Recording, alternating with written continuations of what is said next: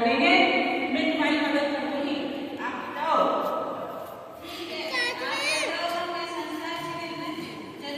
हाँ जरूर जाओ।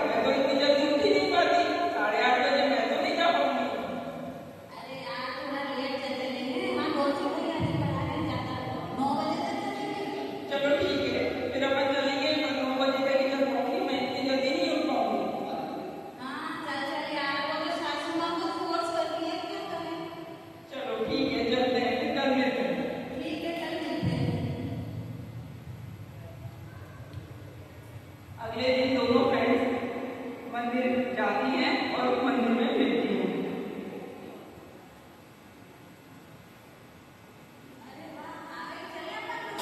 चलो चलो चलो देखते तो हैं क्या है।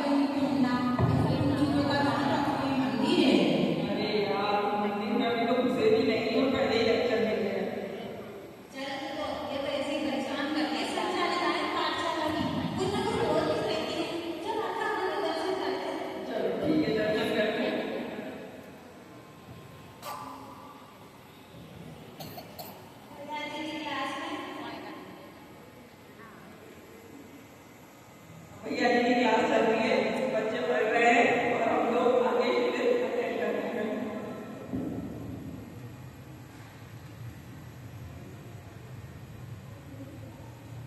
चलो बच्चों बैठो, मंगलाचरण करेंगे। दोनों हाथ जोड़ दो।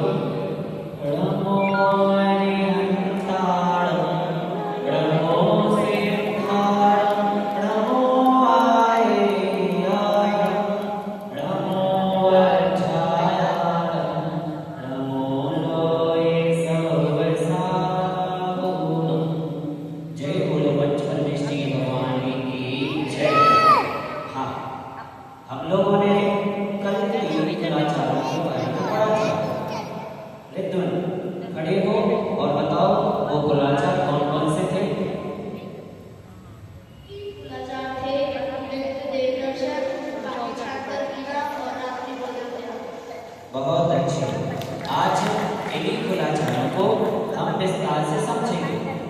सबसे पहला क्या था? नित्य देव दर्शन। सुबह उठ करके हमें क्या करना चाहिए? नहा धो करके प्रतिदिन मंदिर जाना चाहिए और भगवान की पूजन करनी चाहिए। हाँ, आप दोनों बात क्यों कर रहे हो? चलिए खड़े हो जाइए, बताइए आपको क्या क्या आता है? मुझे तो सब आता है। मुझे रील्स बनाना आता है, मुझे सेल्फी लेना आता है, मुझे मैगी बनानी भी आती है। वाह वाह, आपको तो बहुत कुछ आता है। हाँ, अब आप बताइए।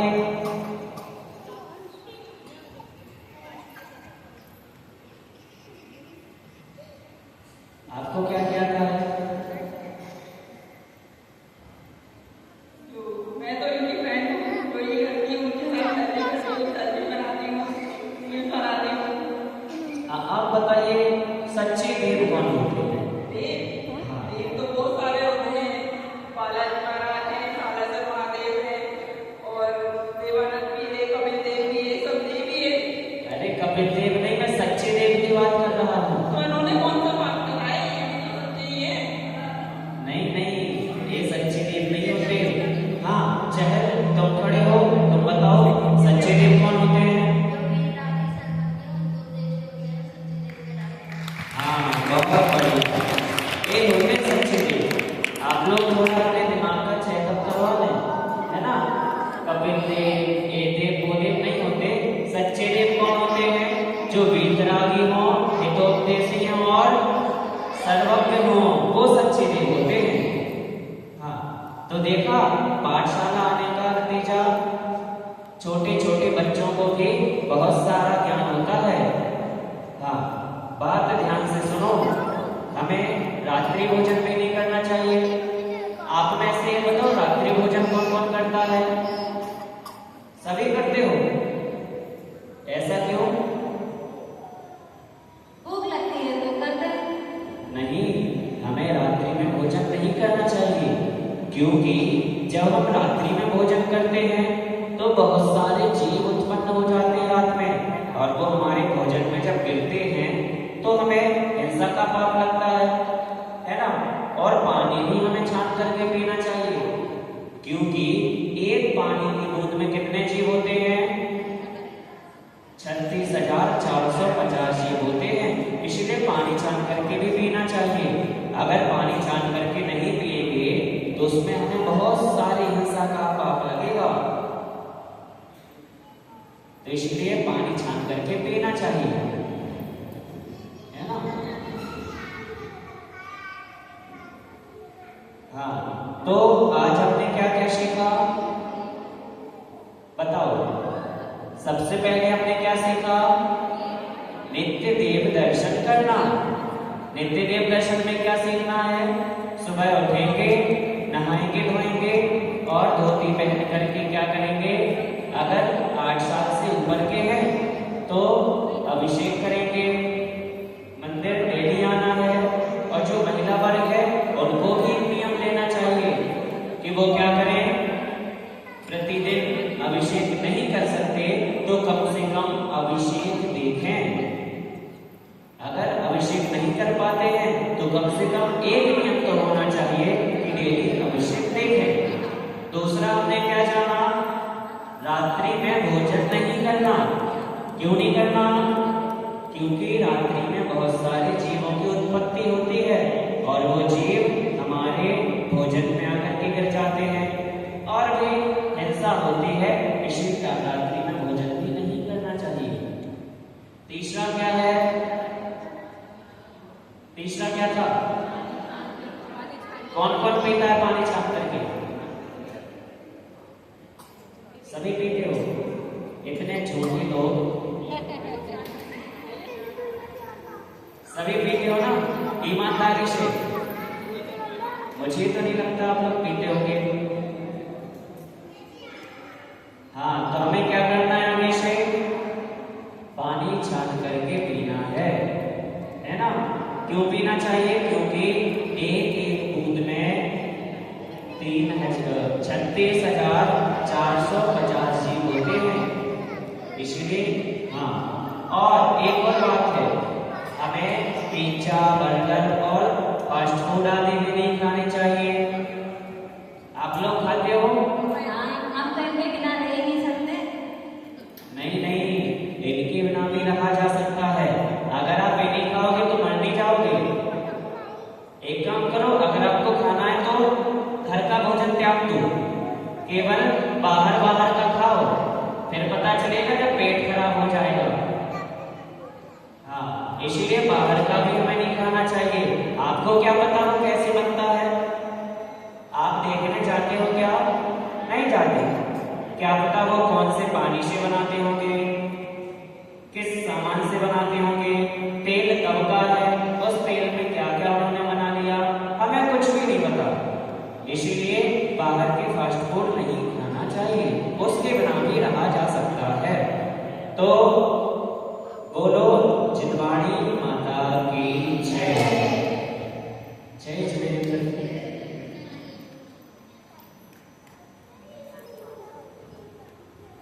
अरे यार, मुझे तो शिविर में कुछ भी मजा नहीं आया। ऐसा तो बेकार शिविर है। और भैया जी तो प्रवचन देने लग जाते हैं। हाँ यार, मैं तो बहुत ही बोर हो गई। क्या करें? चल तू अपन तो घर चलते हैं। चलते हैं। अरे देख, वहाँ सब नाश्ता कर रहे हैं। चल देख तो नहीं क्या कर रहे हैं नाश्ते में सब लोग। चल चल देखें। चल एक ही प्लेट में ले लेते हैं। तू खा ले, मुझे तो बहुत ही फीका सा लग रहा है, मैं तो नहीं खा सकती। अरे मुझे तो बिल्कुल बेकार लगा। डस्टबिन में कहाँ डस्टबिन? घी डाल देती हूँ, मैं तो ऐसे नहीं खाएगा। अरे रुको, ये आप क्या कर रहे हो? वो फेंक रहे हैं डस्टबिन में। आपको पता नहीं हमें इससे कितना बड़ा पाप लगता है, अर्थात अपराध करने से। ये आपने शिविर में सीखा होगा, तो हमें ज्ञान दे रहे हो आप। अच्छा, ये छोटे छोटे बच्चे भी हमें ज्ञान देने लगे हैं।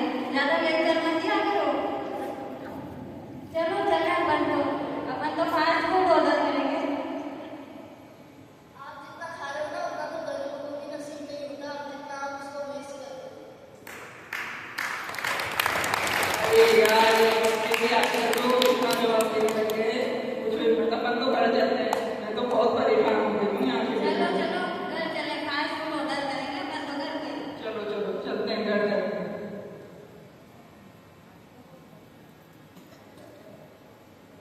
दीदी, ओ दीदी, कहाँ हो?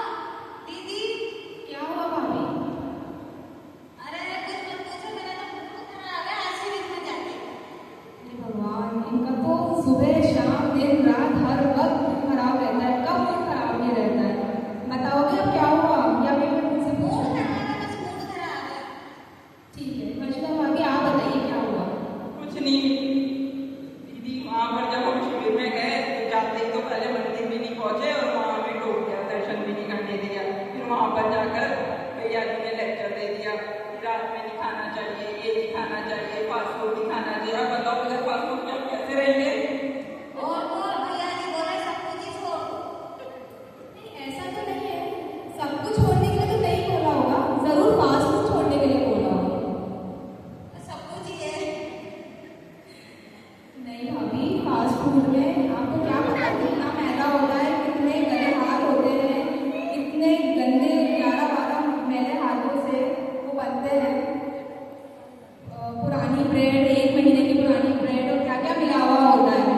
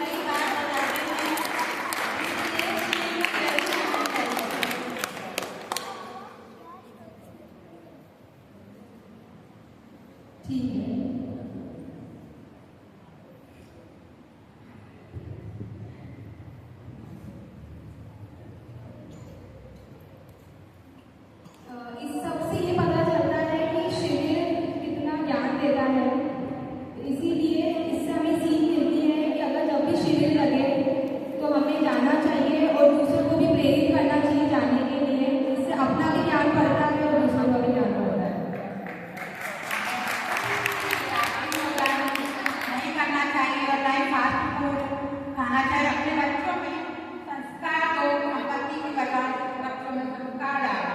ये है।